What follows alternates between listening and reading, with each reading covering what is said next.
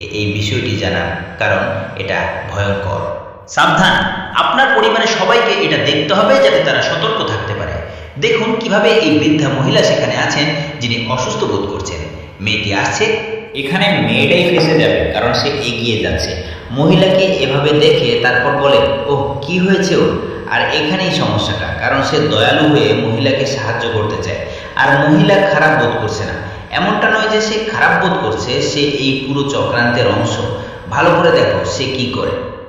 দেখো সে বলে হ্যাঁ, ও সে তাকে শান্ত করতে চায় সব কিছু।